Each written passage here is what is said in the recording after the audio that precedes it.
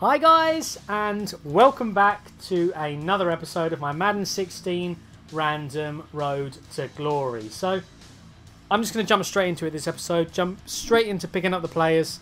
Hopefully we get some good players, because we've got a lot of good players in the recent episodes. So, first guy we're going to go with is a signature filter. And I'm going to go with the fifth one that pops up on this one. I got a good feeling about the fifth one. I know the signature players always tend to be pretty damn good. So the fifth guy that pops up is Andre Johnson. That is huge. I mean, he's got a brilliant card. 6'3", great catch in traffic, as you can see. He's a big, strong guy. Hopefully he has good. I can't remember, was 65 run blocking. That is very good. And to be honest, he might be, with that 99 catch in traffic, a fairly decent slot receiver. I mean, him and Mike Evans. Mike Evans has a lot better card, actually, surprisingly. But that +2 catch in traffic could come in very handy.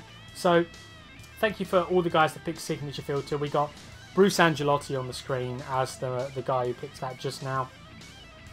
The next one we're going to go with Team of the Year from Jerome ASD. I think he's been around for a long time on the channel, so thank you for this one, Jerome. First guy that pops up Team of the Year. I'm not going to go with the punter, because I don't see the point in getting a punter in the series. We're going to go with Ziggy. So glad we got Ziggy in the team. We could use a good right end, actually, and I haven't used this Ziggy card, so hopefully he will come up big for us. You can see he's really cheap, so it's 11k for a 95 rated right end. That is amazing. And last but not least, we have got Batman Gaming, who wants a movers filter. I'm going to go with the 10th one. The 10th mover that pops up. Already got Bergstrom in the series, so what I'm going to do, I'm going to go to newest and go for number 10 from there. So, on to the newest. Number 10 is defensive tackle McClendon. Already got a very good defensive tackle in the team. Could be a bit better pick, but you know, it's always good to get the depth in the team. It looks like a very good card, actually.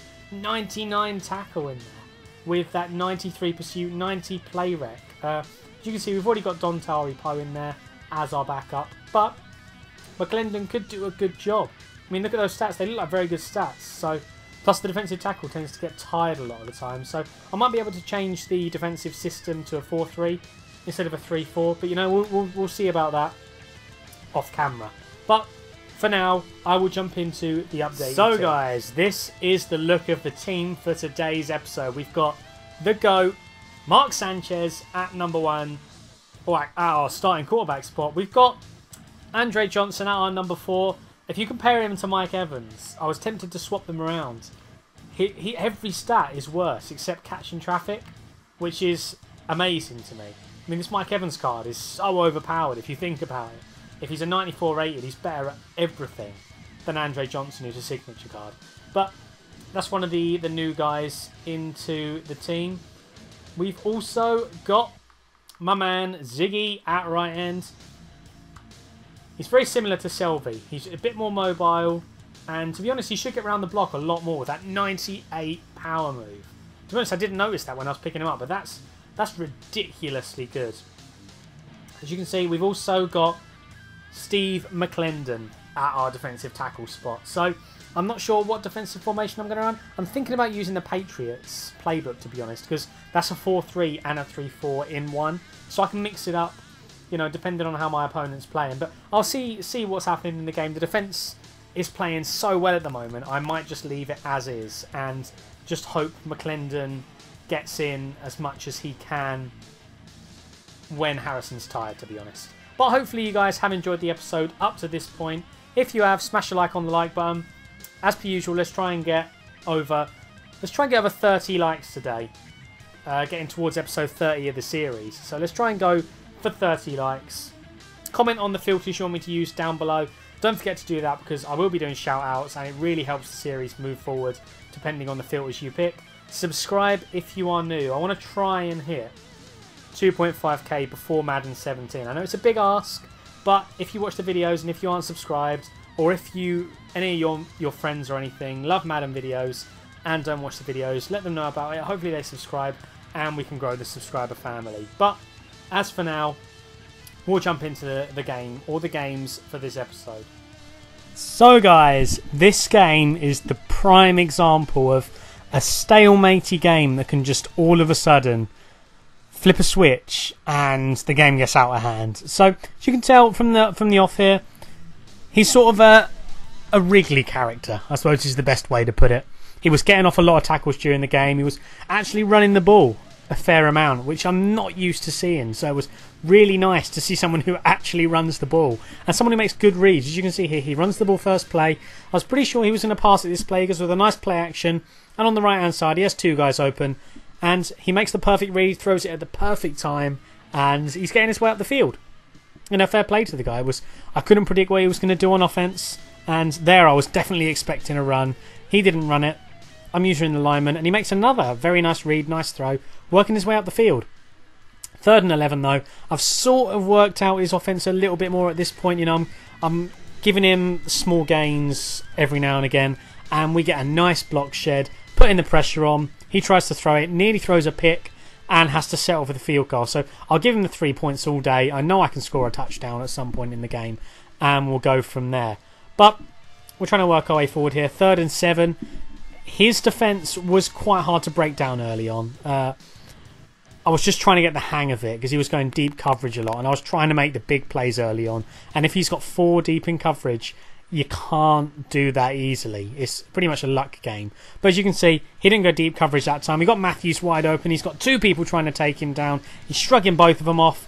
Guy just misses a tackle. Some guy swipes his ankles, but he is into the end zone, and we get a very nice touchdown there. That was all Matthews, and I'm not sure. I keep struggling to work out what Matthews is what, but whoever that was made a good play, and he could have easily got a first down there if he'd have just run it with his quarterback. But as you can see, he has a lot of time to run it with his quarterback, and he just wasn't taking it. Big hit there from the man Mike Mitchell. Fortunately, he doesn't fumble it, and he's going to get a first down there on 3rd and 1 with the fullback dive. Call a hurry up since I only have 3 down linemen.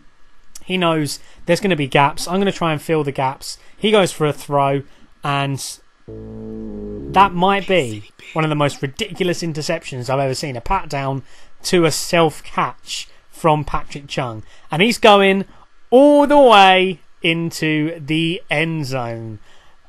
He was making plays this game, Patrick Chung. To be honest, he's been very solid. I don't really notice the strong safety too much in games. I think if you're noticing the strong safety a lot, then they tend to be not performing that well rather than performing well. I think the free safety is the one who tends to make most of the plays. But Patrick Chung definitely showed up this game, and he was making a lot of good plays. As you can see, I'm trying to use Ray a little bit here, trying to get some hit sticks, trying to get some fumbles, and he was never throwing anywhere near my user. And I know my user isn't great, but he was just never even testing it. So I don't think that's bad user on my part. I was following at least one route most of the game. As you can see, I'm trying to follow the right hand side there. I'm a little bit behind the play, but luckily for us, one of my other guys manages to block up the play there. But it's 14-3 at this point, and he's just going to get a nice easy touchdown there. Wide open, between 2 zones, perfectly from him, and I couldn't do anything about it. So 14-9. He went for the 2 points, didn't get it luckily, and I'm going to make a nice read there to Matthews. Again, very confusing having both the Matthews in the team. You know, I want to give one of them credit, and I think it's the 96 Matthews that tends to make most of the plays rather than the 95 rated one. But I could be wrong. If you know who it is who's making the plays, let me know in the comments down below, because I'd love to know who to give the props to. But he only went with 3 linemen there. We're going to fullback dive it in. There's no way he can stop. Actually, he did go with 4 linemen. Thought he only went with 3 there. There was such a big gap. But we're going to get in with Okoye. I think Okoye manages to get at least a touchdown a game for us on that fullback dive. But my opponent here, as you can see, he's making his way out the field. Nice, good, slow drive. 21-9. If he scores, it could be an intense game. He throws it very nearly. Gets the catch there. But that's Patrick Chung coming up with the interception again. So it's 21-9. And at this point, it's sort of game over. I could just run the game out. But I thought, I'm not going to do that. I'm going to try and get some nice, good plays in for you guys. And one thing I didn't learn throughout the game, don't play action with Mark Sanchez. He's not good at it. The CPU lineman never fell for it.